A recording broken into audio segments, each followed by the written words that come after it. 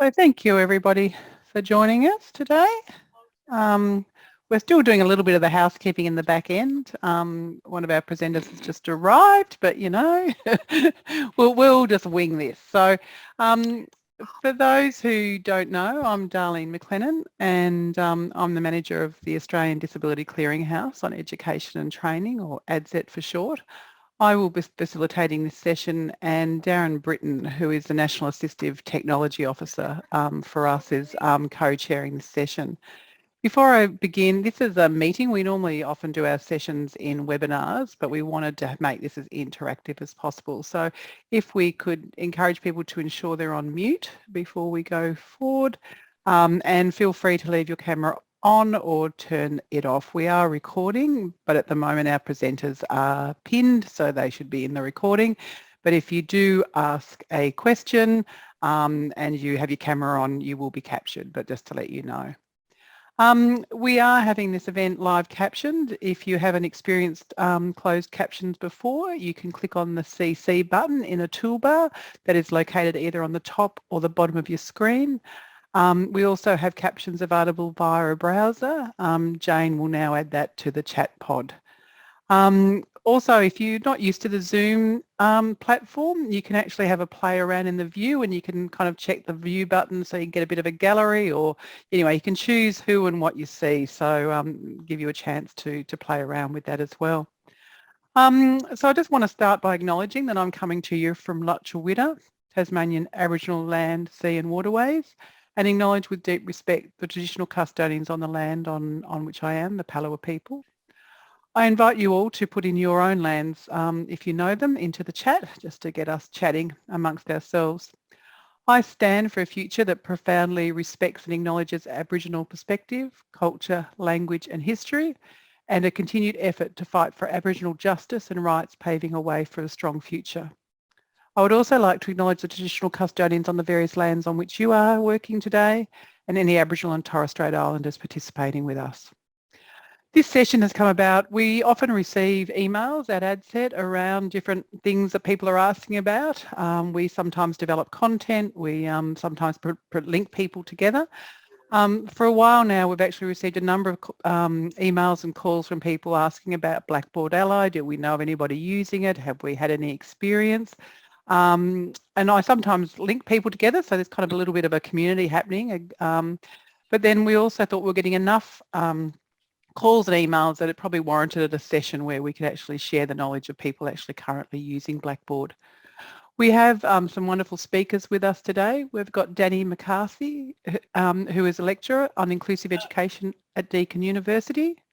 We've got Kirsten Black, who's a senior learning designer from the College of Design and Social Context at RMIT. We've got Frances Cochrane, educational designer from James Cook University.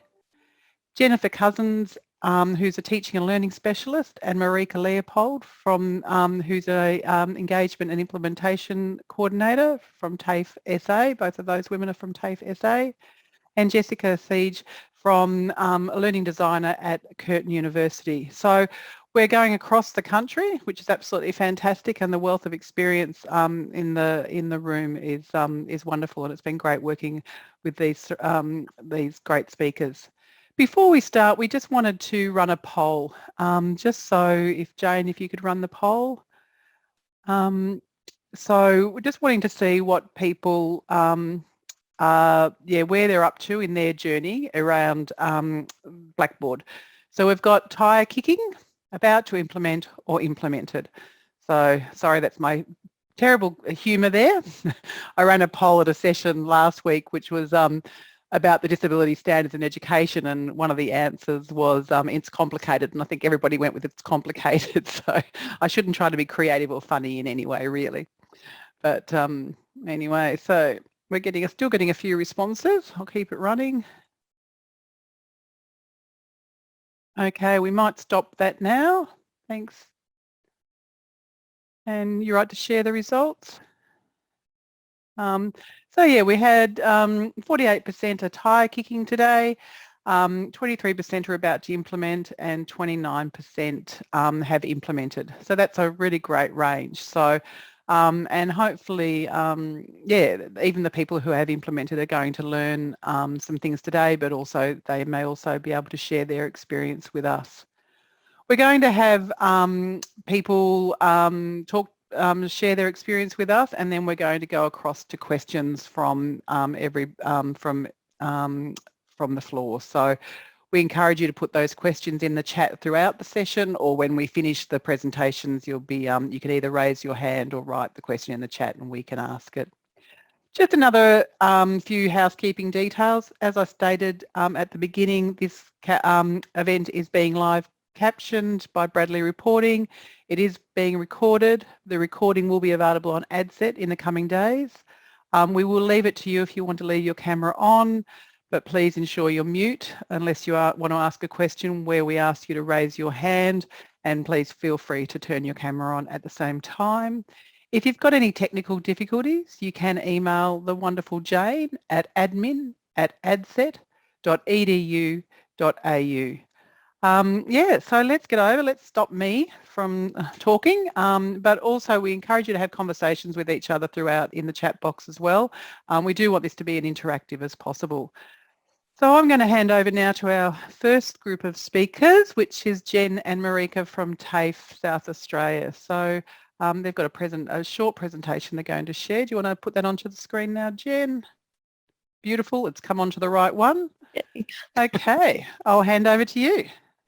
Fabulous. Thanks, Darlene and Darren, for this opportunity to present. My name's Marika Leopold. I'm with my colleague Jen Cousins, and we are kind of the team project leads for the implementation and deployment of Ally within TAFE SA. Before we get started, Jen and I would like to acknowledge that we're presenting from the Kaurna lands of the Adelaide Plains. So to start off with, we thought we might talk about, I suppose, some of our processes and considerations for the deployment of Ally, and really kind of dig into a little bit of some of the sticky points that we've come across, because especially for you that are kicking the tires, you know, some of these thoughts might be quite an opportune time to sort of get some things thinking. So some of the deployment considerations that we thought about as we were kind of planning the implementation of Ally was how we would approach turning it on. So we decided as an organisation that we'd use kind of a softly approach because we really wanted to have a stage and a structured implementation for our teams so that we could scaffold learning and prepare resources and our educational teams and provide information to our work groups. So it wasn't just kind of a big bang and it's there. They were feeling, or were hoping that they feel really prepared and welcome Ally and all the benefits that it's going to bring, not only to them and our students for their learning experience. We had a consideration around the targets and KPIs we might like to consider as an organisation. We decided as an organisation, and we broke it up into two components, as an organisation we decided that we'd really probably not like to set any specific targets or KPIs. We really just wanted to have a focus on improvement. We wanted to increase some of the softer skills of our educators and really raise the awareness across the organisation of accessibility, usability and universal design.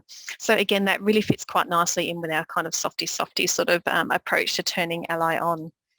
But within a course level, we have identified that what we would like educators to consider when they're using Ally and when they're developing and updating some of their courses is that they have a look at the indicators that Ally provides, and they really have, we're saying green is good, green as a bit of a goal or a focus. So if we can get their documents up to a level that is reasonably accessible, that's a really great start, because what we're saying is everything, every little change that we make will benefit all students in that usability kind of category. So testing within our LMS, Ally was initially, and that's kind of where it's sitting at the moment, we have what we call a sandbox. So part of our deployment considerations is placing Ally and opening it up in our sandbox, and this allows our Ally champions, and we've got some action learning groups running as part of a pilot to go in, play, test without actually being in a live environment, so that educators are becoming really quite comfortable before they move into that live space as that next phase of our implementation plan. And that links in with our capabilities of our educators, because through that testing, that piloting and that playing that's occurring, what we're finding is educators are getting really quite excited, and they're starting to build some of their capabilities without even realising that they're undertaking some learning. Ally is very intuitive and provides lots of information that educators can follow. So the capabilities and some of those softer skills, we're calling them, are just evolving, I suppose, and growing through this process. To support the deployment as part of our phased approach is the development of professional learning resources, and this for us was a real critical component so that our educators feel quite prepared and supported with Ally and the information that Ally provides to them. We've used the base documents that Blackboard Collaborate has provided us. Sorry, not Collaborate, Blackboard Ally has provided us, but we've modified those to fit our particular learning environment. So we've created some an animation, and we've also some fact sheets and quick reference guides, as well as we're running some drop-in sessions around accessibility, usability and universal design, so that there's a sort of a real scaffolded and a lot of variety around how educators can engage with some learning to support them with the implementation of Ally. And our messaging, I think, as one of our considerations has been actually really quite critical, and we gave this a lot of thought and consideration, because Ally provides a course report, so an accessibility report as part of its features, and we didn't want educators to kind of be overwhelmed with some of the information they're receiving. So we've actually come up with some little mottos that we're sort of really promoting along our Ally journey before we hit implementation, and we're looking at implementing Ally across the organisation in semester 1 2022. So those mottos are fix, flag and future. So what we're really asking people to do is make decisions. So make decisions on what we want to fix now, what we want to flag for fixing soon, and that might be because they need some extra time, resources, training, they might need to go back and find some original documents, whatever it might be. It gives them a time frame and a bit of a buffer. And then what are they going to fix for the future? And this might be at a review of a unit, it might be some more significant training that's required, whatever it might be for that particular item that Ally's indicated and that educator's capability. So fix, flag, future has actually been quite popular within our Ally champions and our action learning groups, and we're getting a lot of positive feedback, just saying that some of that pressure's been taken off them, and it gives them a lot of gives them a lot of power to make those decisions using the information that Ally provides as well. So when we started to have a look at our deployment plan, we really broke it up into components. So you can see on the legend that is on the left-hand side, these are different components that we considered. So turning Ally on, the reporting, planning, communication training, what campaigns might we want across the organisation, and what support is required. And then we break all of these components up into smaller, more achievable targets, and we mapped them out across 4 terms. So this is our deployment plan for full rollout in semester 2. It'll be fully rolled out in 2022. And then hopefully it'll become business as usual with all those supports sort of underpinning that environment for educators. I think that's me, Jen. Thanks, Marika. So some of the sticky points that we've kind of had to date, we've rolled it out probably over the last term, so probably 10 to 15 weeks, is that it's got to integrate with a whole lot of other initiatives. And so while it might be easy for us to roll out Ally, it's been much more challenging working out how Ally will work with some of the other projects and initiatives, how they're going to be captured sort of in those initiatives and projects. So that's been a lot of work trying to connect all the dots for us. The other thing we're discovering is the Ally-centric remediation. So while the system itself provides terrific guidance and information about making remediations to your content, if it's not done in particular ways, then it is sitting with Ally rather than on our LMS. And so we're really having to remind all of our staff that the remediation needs to occur back in those original source documents that they have, rather than just simply doing the quick fix online within the Ally system. And so that's sort of been one of those big kind of conversations we've been having about how do we shape that practice for our educators around that. Copyright continually comes up, and we've done a lot of work with the National Copyright Unit around creating guidance around copyright, because we are format shifting, and we're not format shifting on the basis of the copyright exceptions for people with disabilities or students with disabilities. We're doing it for all content, and so we needed to get some really clear guidelines established for that are specific to our organisation around that. But once we had established that, then it makes it a lot easier for us to shape the information that we're providing our educators and the students, and that's really helpful in terms of being able to get those messages right and the practice right around that. But we are still experiencing some attitudinal barriers where a lot of people are saying to us, well, I don't have students with disabilities in my classes, they don't need these things, so why do I have to do it? So we're really trying to focus very much on this being a tool that can help us deliver on universal design for learning, and it has benefits for all of our students. So we've stripped back all of our messaging, all of our information resources don't mention the word disability, and that's been a really targeted approach that we've tried to take so that we can help people understand that Ally actually can assist all students within their groups. But what we have discovered is that probably our biggest gap in terms of our educator capability is about accessible document development, and that seems to be a huge issue for us, and we're going to have to really think quite carefully about what the scope of that professional development will be for us going forward. We think that's quite a targeted area that we're going to have to focus on. What we're finding though is our staff are coping quite well with the use of Ally itself as a tool, and the rapid uptake we're seeing is really surprising to us, and every week we have more and more staff wanting to go into the live space, use it with their students, and have it more than ready for next year when we plan to turn it on. One of the things we've discovered, and Ally's been very complimentary to us around the fact that we have really high levels of accessibility already in our LMS, which was a big surprise to us. But as we've unpacked Ally and the use of Ally in our system, we're recognising that it's been the settings that were developed for our system are really fully based on the WCAG guidelines and have been really diligently set and have actually enabled a much better score. So our key issue is really still just around that accessible document development is really where the crux is coming for us. The other thing we want to just flag is that not all is as it seems. So we have found some kind of anomalies in the system that make it sort of a little bit challenging for us, and we just have to keep tweaking back and forth.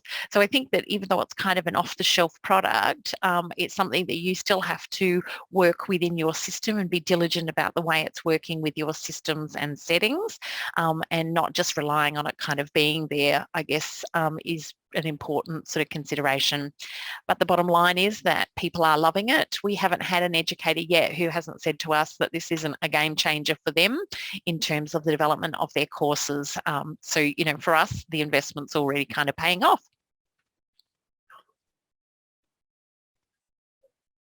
Brilliant. Is that it? That's up, done. Brilliant. Thank you for that. I'm going to hand over now to Fran from James Cook University to talk about her experience.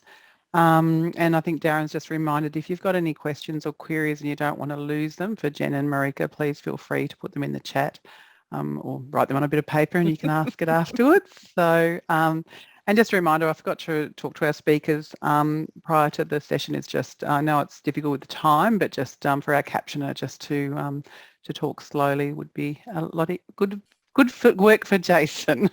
I'm probably the worst for that. So anyway, so I'll hand over to you, Fran. Thank you very much. Thank you, Darlene. Welcome, everyone. My name's Fran Cochrane. I'm one of the educational designers at JCU, and I'm presenting to you today from the lands of the Bindal and the Wulgurukaba people up in Townsville in North Queensland, so nice, hot location. I'm an educational designer now, but my background is as a speech pathologist as well. So I have at JCU basically been the project lead for Ally. So we are now 10 months into our implementation. So like what Jen and Marika have just talked about, we undertook a significant planning phase as well, and I can't emphasise enough the importance of that planning phase rather than just implementing Ally. There's a lot of complexities really to work through. We certainly went through that as well within probably a 12 to 18 month period of really finding out a lot about the tool, doing a lot of piloting, getting a lot of that initial feedback, and that really helped us then to inform our project plan and our kind of comprehensive strategy for communications, but also that professional development support that we've provided academics as well. So like Jen and Marika, we've taken a softly approach as well. We didn't set any specific KPIs. However, we did decide to go with a whole of institution adoption at the same time. So that was on the 1st of January this year. So JCU is a multi-campus institution. So we've got campuses the main campuses in Townsville and Cairns, also Brisbane and Singapore as well. So we adopted across the whole institution.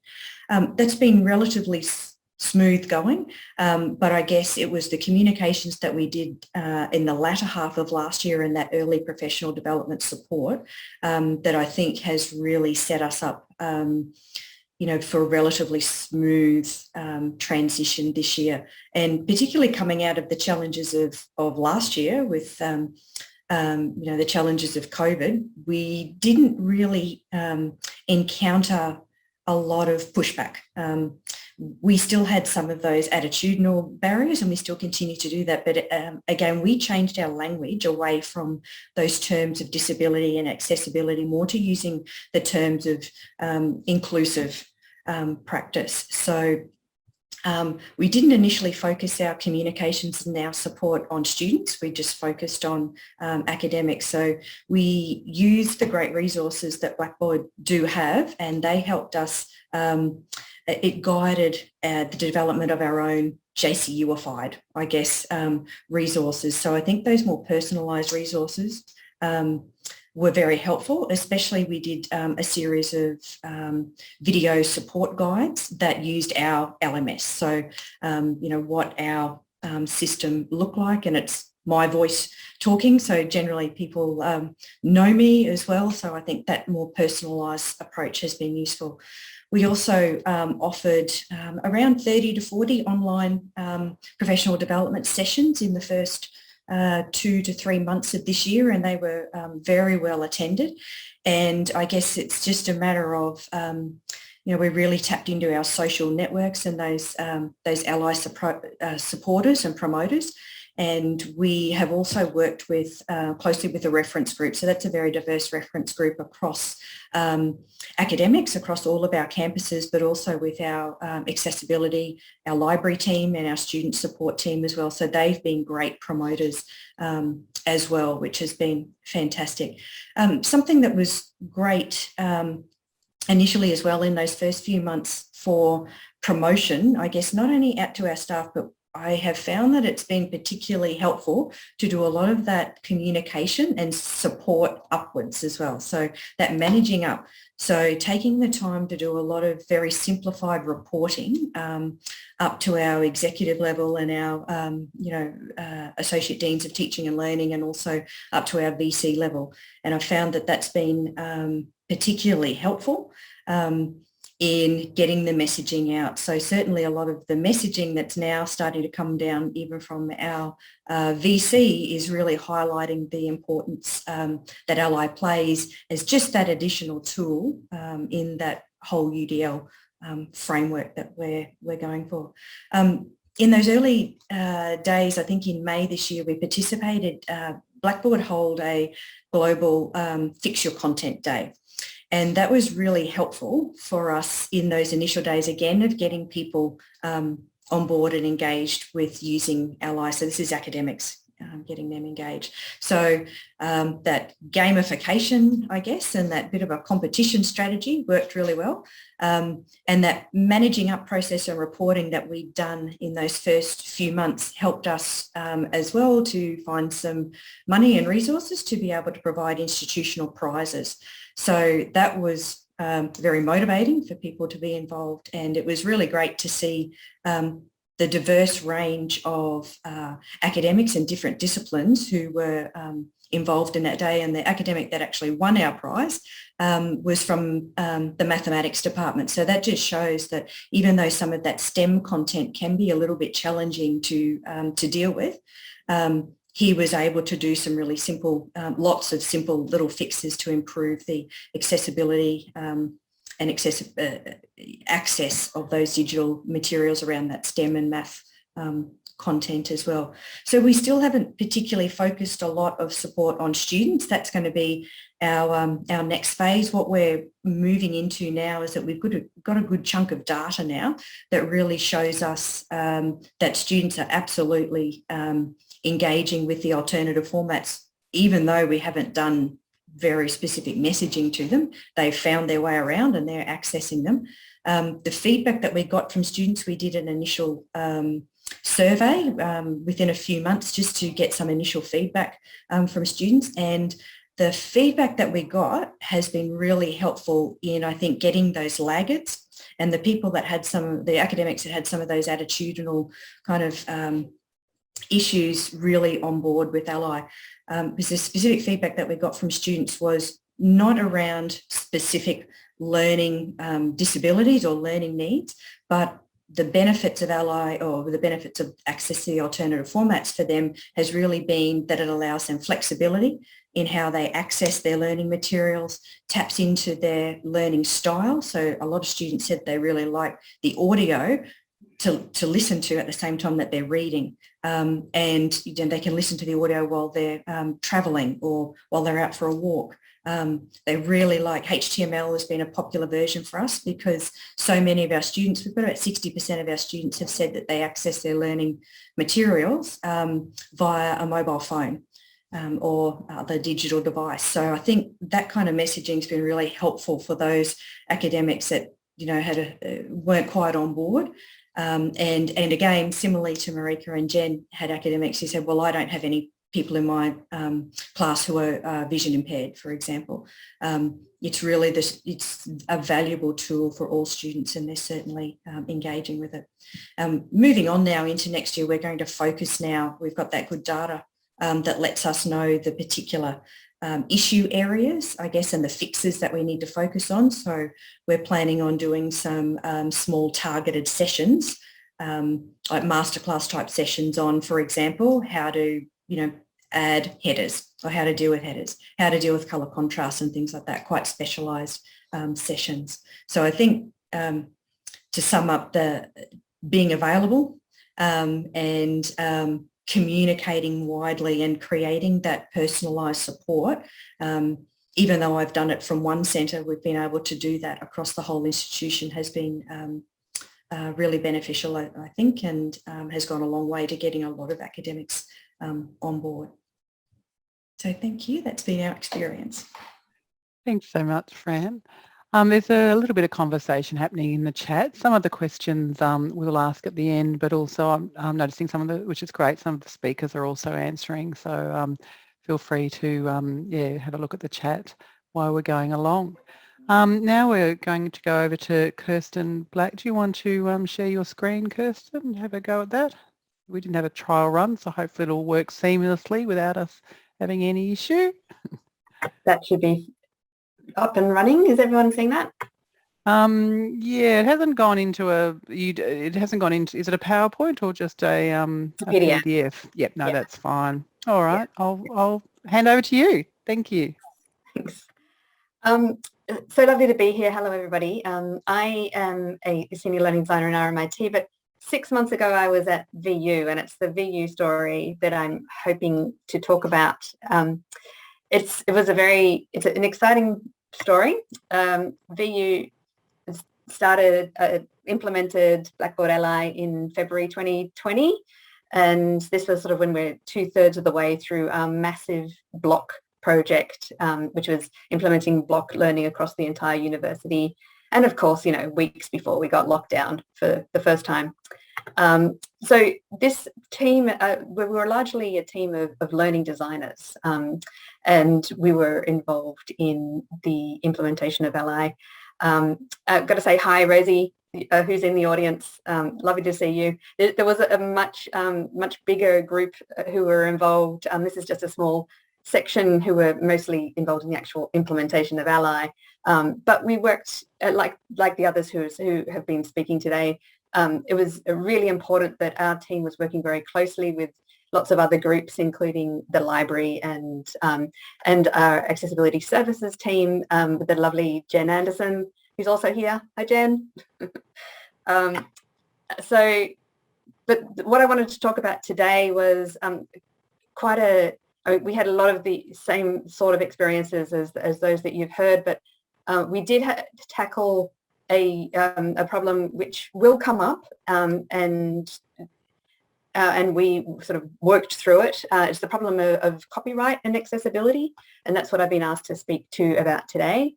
I find it's really helpful to start with sort of an understanding of what it is, what is the problem that that Ally solves, and it's we understand that it's a problem of meeting some meeting standards. So we've got these very technical definitions, and it's much more complicated than that, we know.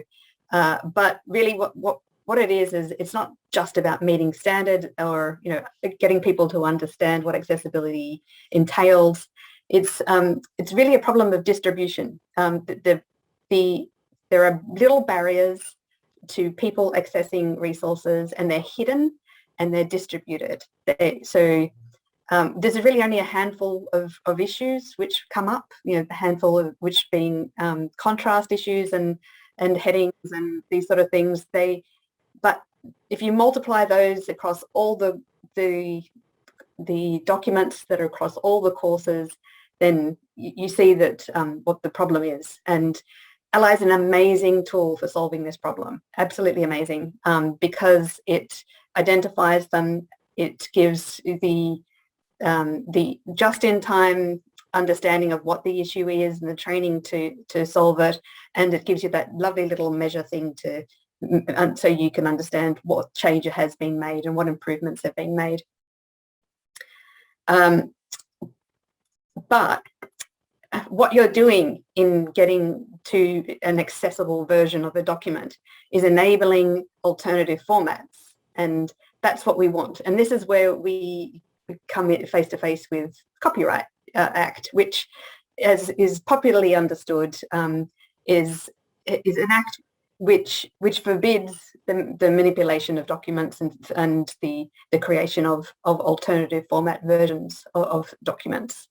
So I want to explain why it's not actually as big an issue, and how we understood it, and what steps we put in place at VU to implement that solution. So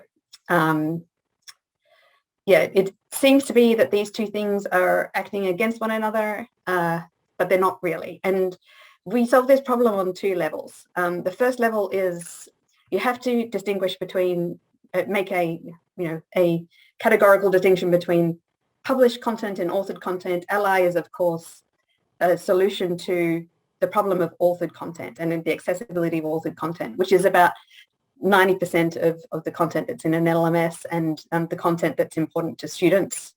Published content is, of course, the stuff that we get from the library, and if a university has done a good job of looking after the copyright issue, then all of the published content that students will be getting will be coming from the library through reading lists or Leganto or something. And Ally doesn't actually touch those things, so you can't get alternative formats from the library resources. Of course, it's not always that easy, but that's, in principle, that's what we're talking about. This is a very important distinction for understanding why Ally is the alternative formats that come out of Ally do not cause a conflict with copyright. The other issue is, the other reason is that the way that the copyright laws have evolved in the last couple of years has a much broader understanding of what the rights of of people with disabilities are in terms of their access to learning resources. And a really useful, I would say, imperative resource here is a document that's created by the AIPI, the Inclusive Publishing in Australia group, which is a group that evolved out of the Marrakesh Treaty Forum, a group of publishers. And they've published a really important document called Making Content Accessible, a guide to navigating Australian copyright law for disability access. There are a couple of other important resources which are missing from this page. But yeah, I would point you to the Disability Act, of course. The Disability Act 2006 is the Victorian Act. Sorry for not making it a bit more Australia-wide. But yeah, there's some more links missing. So the important document for us for understanding the simplest, I'm just going to give you a very simple and not legal understanding of what is in the Copyright Amendment, which is the 2007 amendment to the Copyright Act. Now, a couple of things to take away from this amendment is that it does go beyond the Marrakesh Treaty, which was the important treaty which publishers got behind and the Australian government got behind for providing print alternative resources for people with print disability. But the 2017 amendment goes beyond that in recognising any disability, and that is any disability that is recognised in the Disability Discrimination Act. And there's lots of lovely helpful resources about what is this, but quite simply, it's very, very broad. It involves any disability that is physical, intellectual, sensory, neurological, learning, and psychosocial. It involves temporary and permanent disabilities, and disabilities that affect all or any part of a person's body or mental function. So it's wide. That's the important takeaway. There are these two exclusions in the Copyright Amendment, one which is about fair dealing, which is spoken a lot about, and everybody has a very good idea about what fair dealing means. And the other one is about the use of copyright material by organisations, which definitely includes universities and definitely includes us.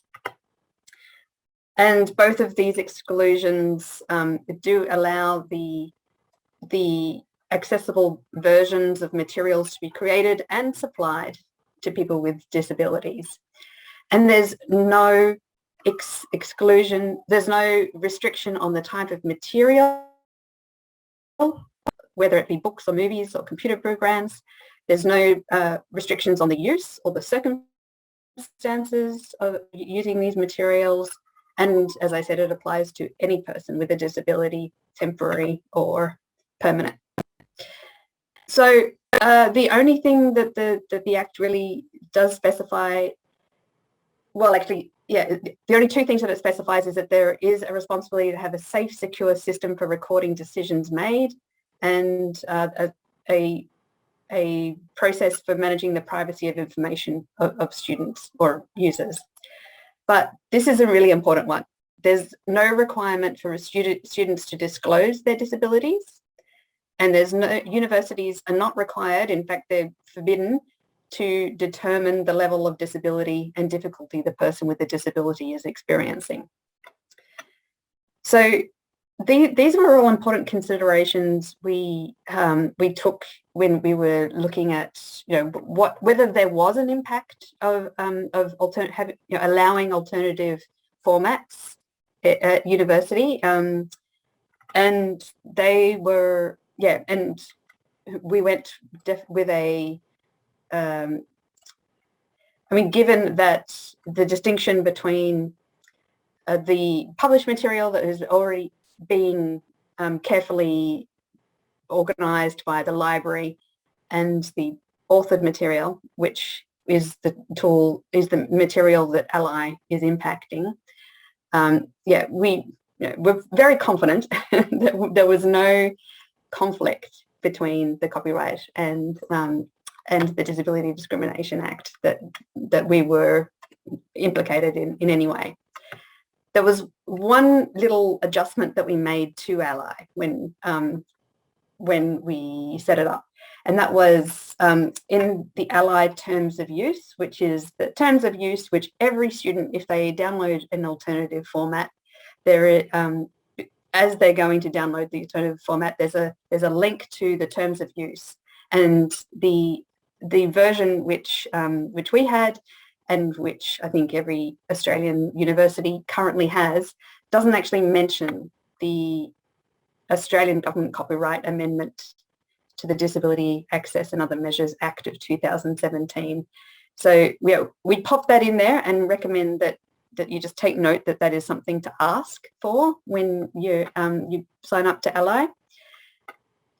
And yeah, that's the wording that we used. It's a very simple addition, and I'm happy to share that around. That's it for me. Thank you for that. I was having trouble finding my mouse, so there's some great tips and tricks there, Kirsten. So we'll make sure that the presentations and the links and everything are on our page once we have the video finalised, so people can come back and grab all the information. Darren has also been putting some links into the chat as well, with some of the relevant things that Kirsten were talking about, so which is fabulous. So now we'll head over to Jessica from Curtin University. So thanks, Jess. Hello, and thank you for this opportunity. Just from what everyone said thus far, I kind of feel a lot of similarities. So some of these things might be quite similar. But first off, I'd like to acknowledge the Whadjuk Noongar people, the traditional owners of the land in which I'm presenting from today, and I pay respects to their ancestors and elders, past, present and emerging. My name is Jessica Siege. I'm a learning designer in the Learning Innovation and Teaching Excellence Centre, that's a mouthful, here at Curtin University in WA. I've been supporting the rollout of the Ally tool, and I was brought on board after it had been released to facilitate some of the training sessions and the workshops for the tool, and I try to champion it across the university as well. So what I'm going to cover today is a bit of a general overview of our experience in rolling out the tool over the past, well, almost 2 years. So we have Blackboard as our learning management system here at Curtin. So it was just a matter of getting the tool turned on because Blackboard own Ally. So it was quite easy for us to get it implemented and off the ground. We were lucky enough to have the tool switched on in January in 2020, right before the impacts of COVID. So we had a very different kind of rollout. It was a soft launch. We put the tool out there for discovery by staff and students. It was just turned on in January, and sort of an email campaign was sent out to let staff know how to access it, what it is and what it's going to do for them or what they can do with it, and also directly to students to let them know that the tool was there and how to use it. We were planning to do some targeted training sessions after that point, but of course and you know, including those elements of universal design to scaffold why using the tool can help all students. It wasn't only about increasing accessibility for disability students, it was for all students. But you know, COVID support from our area in particular quickly became our priority, which sort of pushed Ally aside in terms of support for staff, and it just sort of sat there doing its own thing. But from a metrics perspective, there's definitely been a measurable and visible increase in the provision and improvement of accessible content at Curtin since the tool was implemented. It was a slow start, as I just mentioned, but it's really picked up, and we can really see the difference from, you know, previous years before the tool and to now. So what worked well for us? Of course, the tool allowed for instant student access to those alternative formats, and provided for them, in 2020 as we went fully online. Reducing that potential stress that staff, or that sense of burden that staff might have felt having to produce alternative formats. It was already there for the students and they could access it straight away, and they absolutely did. Even though staff might not have mentioned it, we had contacted the students to let them know it was there, and they were all accessing alternative formats. PDF and tagged PDF being the most accessed version for us throughout 2020 and into 2021. Regarding the institutional sort of big picture, the reporting feature of the tool has been very useful, allowing us to see those accessibility scores across all of our content in Blackboard, including just how much content there was, which doubled during 2020, 2021, but it's also broken down into the content type, so you can really get a sense of the types of content that is being delivered to students, file types, direct HTML, or images and that sort of thing. Unit coordinators also got benefit directly for them, being able to view their accessible content and in their units individually, so they could see what they've got in there through the unit reports and the individual file gauges, so they can tell which files need addressing straight away. That was alarming for some staff. They were seeing a lot of red gauges, meaning they had a lot of things potentially to do straight away, but it was also quite helpful because staff weren't really aware of what was accessible or what was not accessible, or what accessibility looked like in terms of the content they were providing. So that gave them that picture straight off the bat. What challenges did we face? COVID was, of course, the main challenge that contributed to the effectiveness and the usage of the tool, because we rolled it out right when that happened. For some staff and some disciplines, teaching online, let alone fully online, was something completely new to them, and that was quite a difficult and stressful transition. So noticing or even using the tool was understandably not a priority at that time-poor environment, but for others who had more experience in teaching online or had previously taught fully online, they were able to engage more with the tool. So in the second half of 2020 and into 2021, we've definitely seen an increase in access and usage of the tool. So I think for that initial rollout period, usage may not have been great, but there was outside factors that contribute to that, but it's definitely picked up over the last year or so, and that's very encouraging.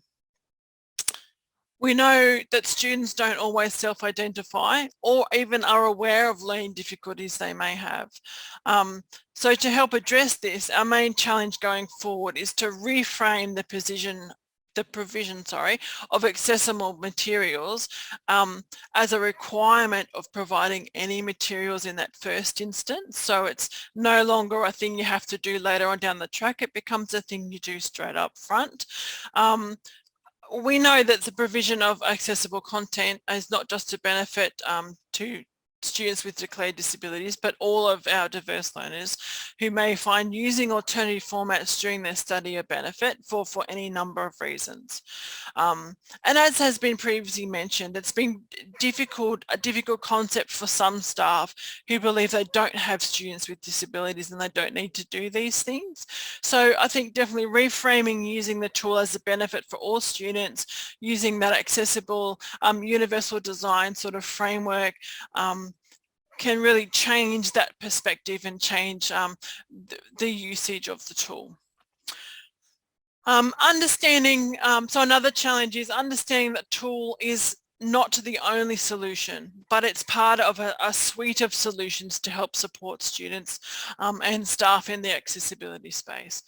For example, ensuring your content meets accessibility benchmarks with the Ally tool, even if you get it to 100%, doesn't mean that it's 100% accessible for students.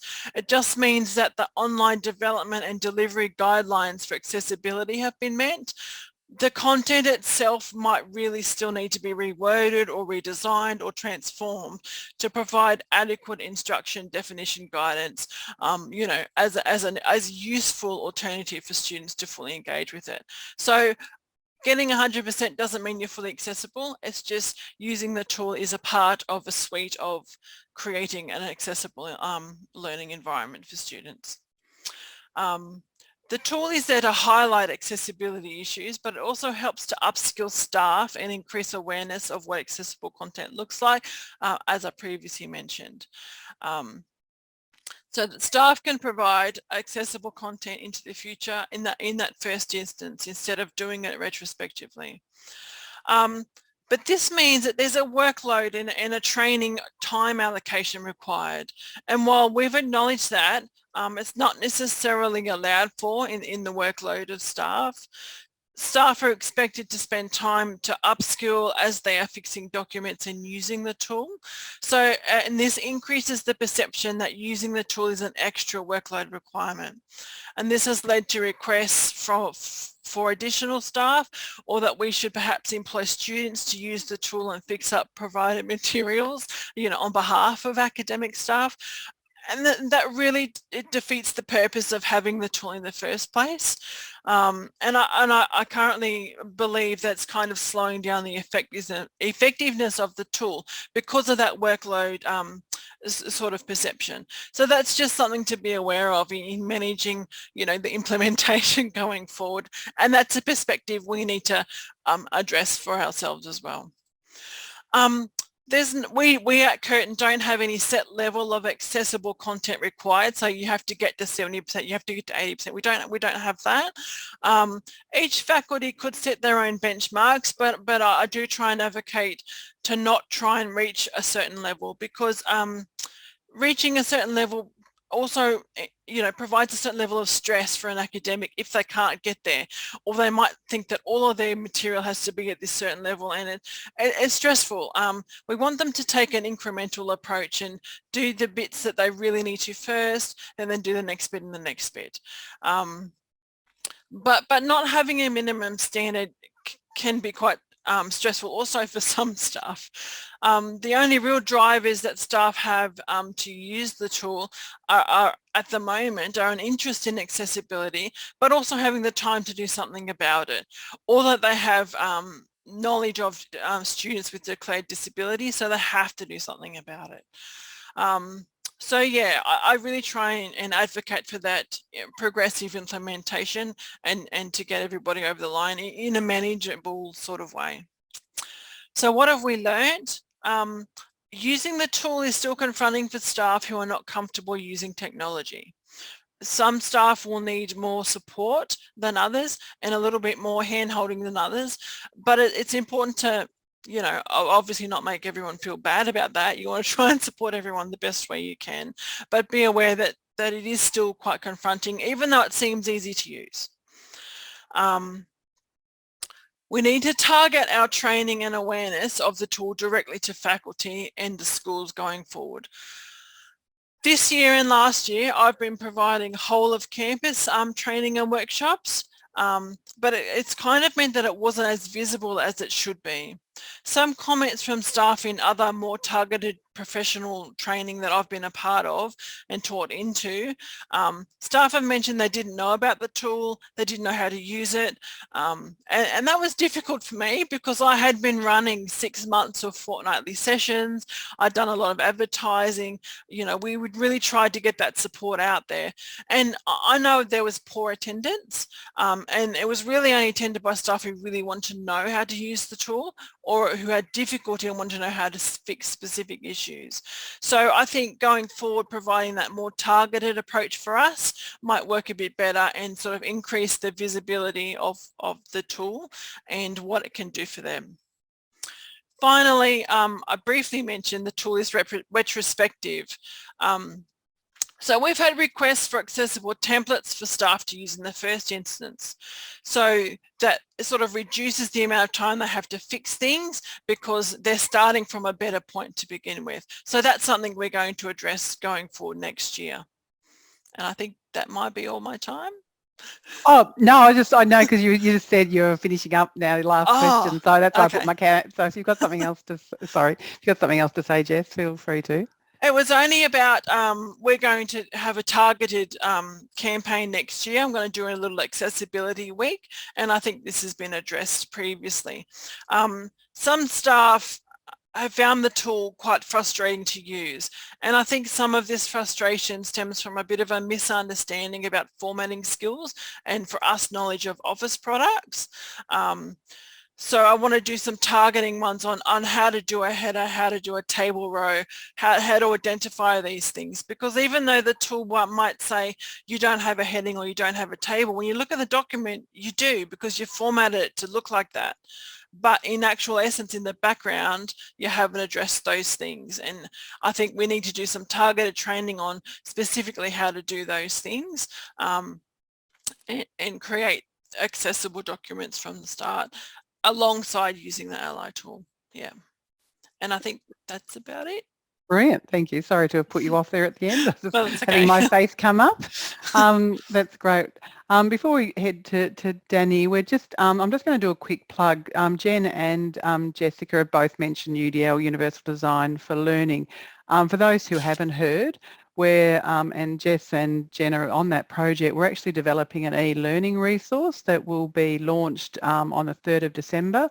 I've put a link into the chat and you can register to receive updates on where that resource is, and we'll also be developing a community of practice for that project or going forward around universal design. So it'd be great for people to engage and register. And also another plug is we will be sending a survey.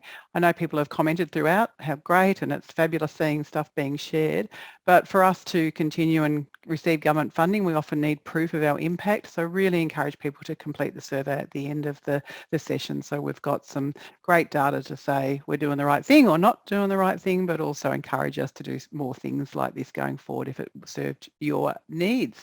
So now I'll hand over to Danny McCarthy from Deakin. Thank you, Danny. Hello, and my goodness, I'm so proud to be beside all of my beautiful colleagues talking about their Blackboard Ally experiences. I'm in Preston, in the lockdown state in Victoria, in Melbourne, and I just want to pay my respects to the Wurundjeri people and respects to their elders past, present and emerging. Where I sit within Deakin University is I'm Lecturer of Inclusive Education. And I sit also within the teaching capabilities team. So our focus is very much towards teaching and learning teams and building their capabilities.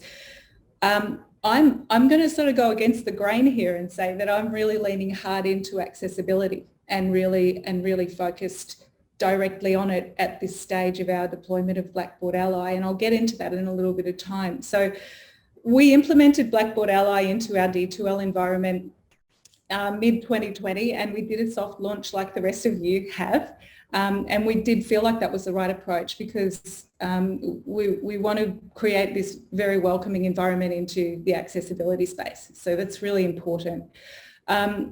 We didn't want it to be a compliance exercise, so we really we eschewed that. We really started with alternative formats, and we haven't really gotten into the checker just yet. And again, I'll get into that later. So alternative formats have been fantastic, but the checker is going to take a little bit more time for us at Deakin.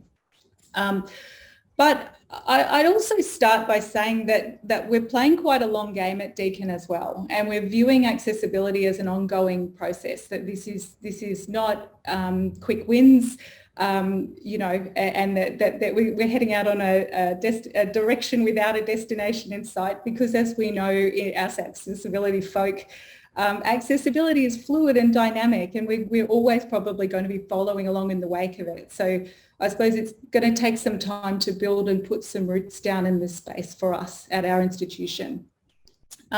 So what we're really trying to do is empower the right people at the moment with the right skills and knowledges, and also to bring the right people into the room so that we can build sandstone blocks to build our house.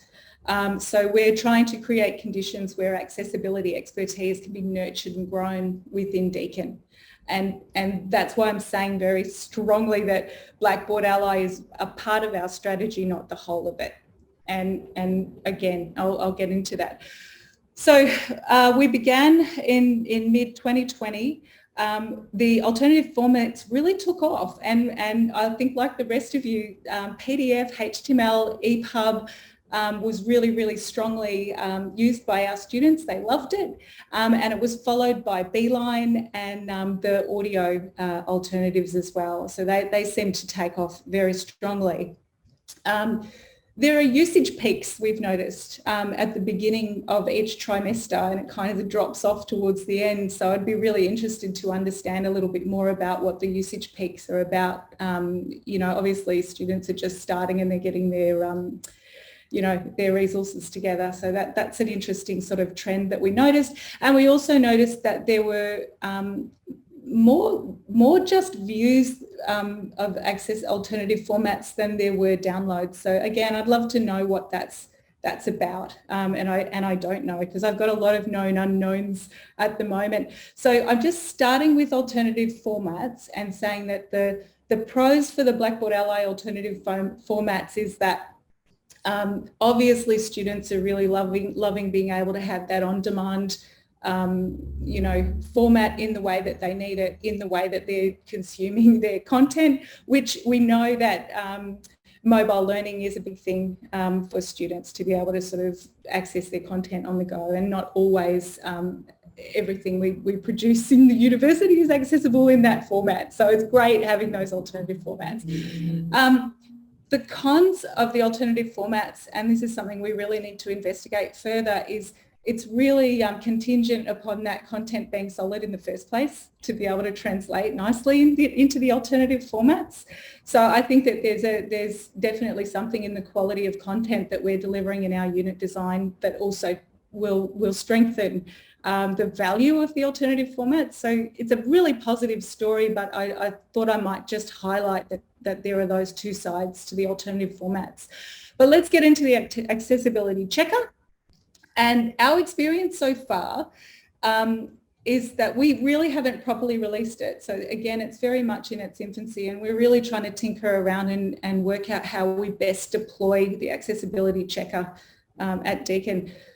What we're noticing so far, and this is something that we've really got to manage really well, is that we're noticing so many launches and without remediation. So people are seeing the accessibility, I'm going to call it the speedo, and they're seeing that it's red and they're launching it and they're not remediating. And we don't know why yet. We've got to find out what that's all about. What we also know, which is hamstringing us a little bit, is that we are operating in a heavily customised D2L environment, and there seems to be some incompatibility between Blackboard Ally and our D2L environment, which is meaning that we're getting a few false reads, which is a big no-no for dealing with people and deploying it and rolling it out and telling them this is something you can use and you can trust the reads that you're getting, when we know that we've got some problems with some false reads. So we've got some work to do in that space. This is not D2L's fault, and it's not Blackboard Ally's fault. It's just something that we have to work through you know, with both of our vendors and getting them together. What we're also finding is, and I don't know about the rest of my colleagues, but I'm certainly finding just in the testing that we've done that although it is a very intuitive tool and it does really coach you through accessibility, I think there's some assumed knowledge in the instructional design language. I'd be interested in how the rest of you feel about that, but I sort of feel there's a level of competency with accessibility that's assumed within the Blackboard Ally tool, and of course it is, because you know the people that are designing it, you know, they've sort of got an efficacy level in mind when they're designing it. But I feel like I'd like to walk with our academic staff just a little more closely and support them a little bit more before sending them into the tool. But again, I see such great scope for it helping us and enabling us to upskill our academic teams in accessibility. So we're building internal capabilities in this team, and the way that we've responded to our particular challenges with Blackboard Ally is that we have our accessibility champions team, and we are strategically calling ourselves accessibility champions because we are champions of accessibility. And obviously I 100% concur with you all about the universal design for learning, all of that. But at this stage, when we're building our capabilities, we want to be able to credibly talk about accessibility. So within our team, we're really focused on building that capability and capacity for understanding accessibility at a deep level so that we can communicate about it in a really strong way. And then we will turn more to and lean harder into inclusivity when we start deploying. So it's just it's sort of a phased way of going about it. So just an intentionality to it. When we got our accessibility champions together, and some of them are in the audience now, I'm very proud of these people. They came to us and they were recruited on passion, and we looked towards each of the faculties in the central division and we said, we're really looking for people who are passionate advocates for accessibility, and we want to build leadership capabilities within those people, and this is what we've been doing. So the plan is very similar to a lot of you, where we've got a phased rollout, a staged and phased rollout, and probably we had the training phase, which was upskilling our champions and sharing a common knowledge of accessibility amongst 12 of us. Which was quite a feat. So we've been training with different training providers and bringing kind of the best of the best knowledge around accessibility back together.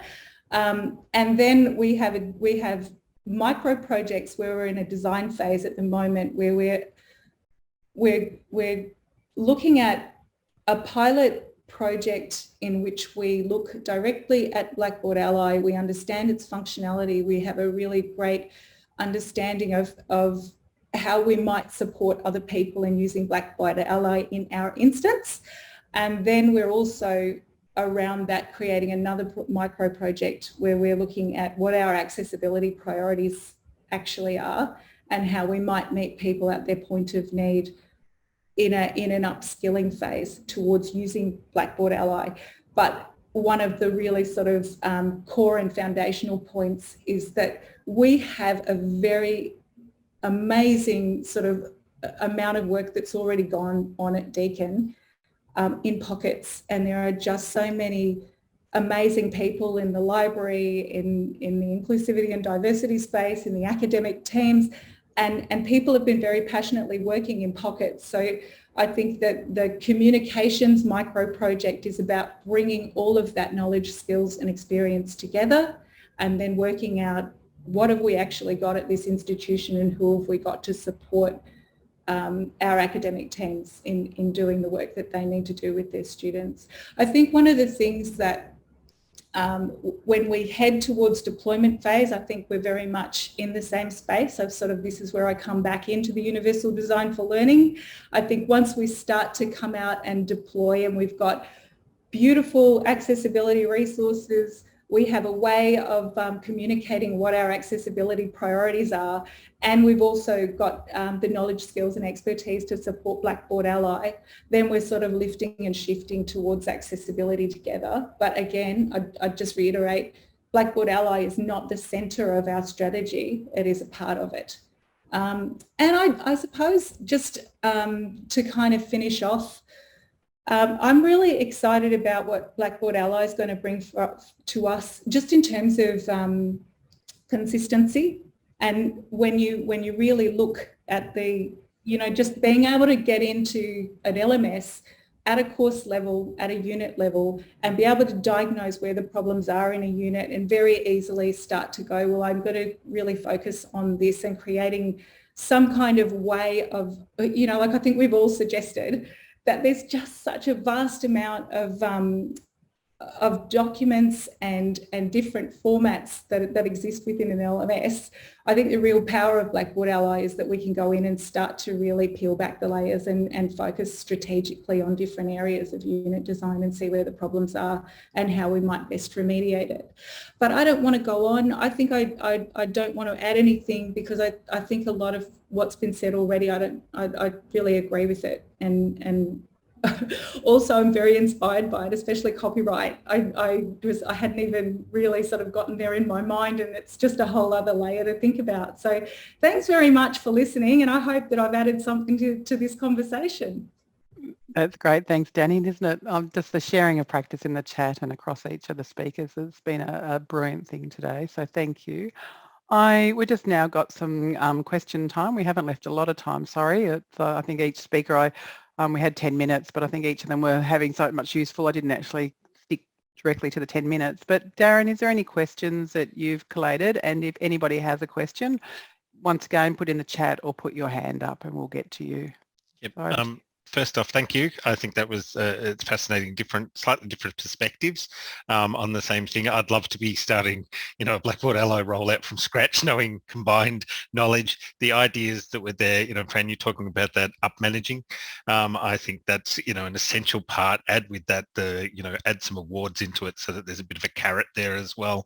The approach that it's not compliance, it shouldn't be based necessarily around compliance. I mean, we're not just doing it for the love of it, nonetheless, but as you're saying, there's that fear of putting your toe in the accessibility pond, so to speak, for some academics. And Kirsten, I thought it was fantastic, the splitting of that authored versus published, and just making that a really clear distinction can sometimes be the game changer for an academic to engage or not engage in that space. So thank you for highlighting copyright stuff. I thought that was it's a very important and often overlooked or just thought it'll be taken care of. It's fine. Or people don't put anything of copyright inside the LMS, do they?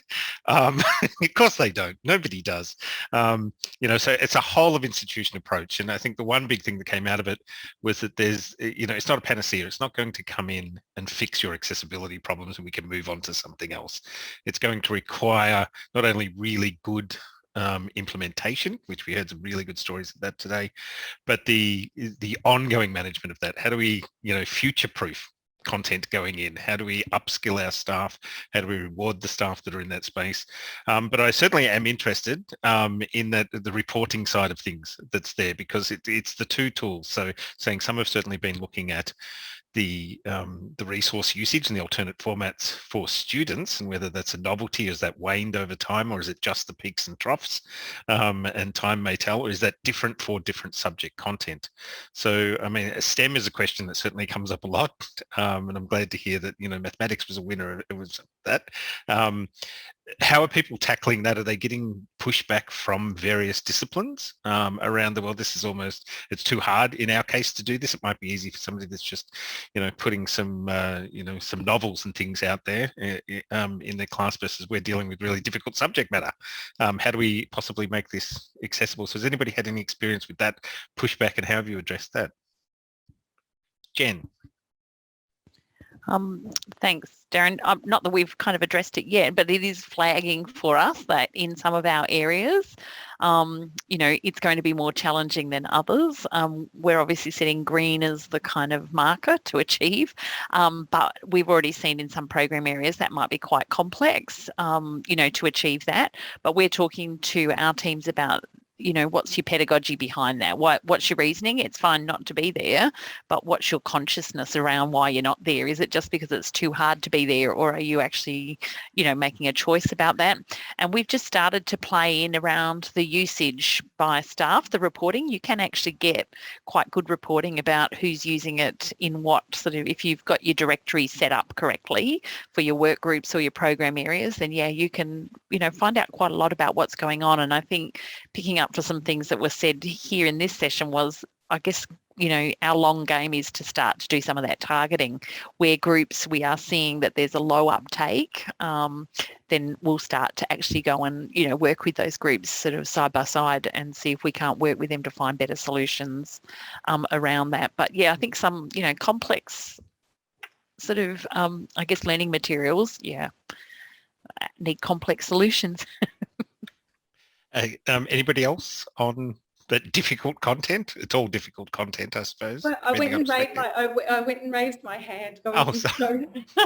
but what I was going to say is that I think that we certainly, yes, that resonates with me when you say that. I think we are experiencing some discipline areas where it is a bit more tricky. And I suppose the way that we'd really like to approach that is I suppose, when I mentioned we had champions and they were embedded in their areas in the faculties, I suppose that's our Trojan horse in a way, to partner with those faculties and work with them internally to work out how we can best resolve and remediate those particular accessibility issues in the best way. So I don't think it's for us to come in from outside with solutions. I think it's for us to partner with the people who are working and work with them towards solutions. Anybody else on that? Maybe depending on your journey, it might be a little bit too early, depending on what's there, but thank you for that. I suppose my other thing with that is, and from that reporting side of things, have you seen any change in that attitudinal discussion, from staff and pushback that's there, given you've got the collective data? So is it we're all kind of moving along together with this journey for those that have implemented, or is it still very much pocketed and a targeted approach across the institution is needed?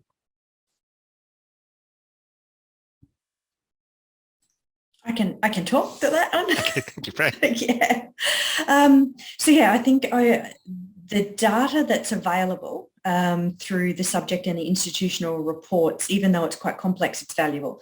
So I think one of the benefits is that data does talk, and using that data to send clear messages to staff, particularly around the usage, I think has been really helpful for particularly some of those discipline areas who had a little bit of that pushback. I think actually showing them to say, your students are accessing, your alternative formats of your materials. They are actually doing it. So I think that has been really helpful to present them with the data on their own subjects. That's one of the limitations of the subject report, is that instructors or lecturers, they can't see the usage data.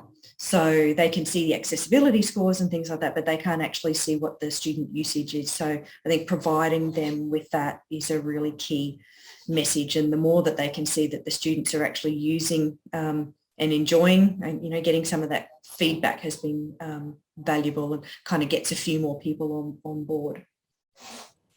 Has there been, sorry, go ahead, Kirsten. I'm just going to add to that. Yeah, it is really, the data is so powerful. And whereas, we struggled a little at VU to get a wide audience to that data, at RMIT it's just readily available to everybody, and it does make an impact in, lifting all the boats, I think. Yeah, has there been a deliberate campaign, I suppose, because I've had feedback from various places and academics certainly that, once you've got that kind of data that it's used very much in a punitive sense, it can then be used as well, you're not up to scratch here, you're at this level, and it starts to then set. So that discussion that was there about the standard, saying, well, we're not setting a standard at 60% or 70% or things like that, so that it's not seen as another, here's the big whip being brought out in a compliance measure, that it's, we're all in this and everybody's already doing something successful. 60% is great. That's a fantastic start. And I think one of the feedbacks there in the questions as well was on that, just changing some little things can make a big difference in that score. So it's changing that thinking from, I have to do everything into I can do some things. Has there been a deliberate push in that it's not about changing everything? I'll add to that. That's the approach I've sort of taken, in that it's those little wins, and then you build them up over time so that it takes that pressure off, and that's why that also leads to that not punitive approach. We didn't want that to be the case here either. But yeah, having that data the students actually accessing things, and when you tell staff that, they are initially surprised, but then they start to think, oh, I should start to do something. And I can see that in the data from the back end. You know, when we rolled out Ally, there was the beginning of session, everybody jumped in and had a little bit of a look. Some staff did some things, most people jumped back out. But this year in particular, I can see a consistent access and a consistent actually doing something, you know, throughout the whole year. So yeah, those peaks and troughs have leveled out a bit in terms of what staff are doing, but still peaks and troughs for the student access. But yeah, you want to tread carefully there, I think.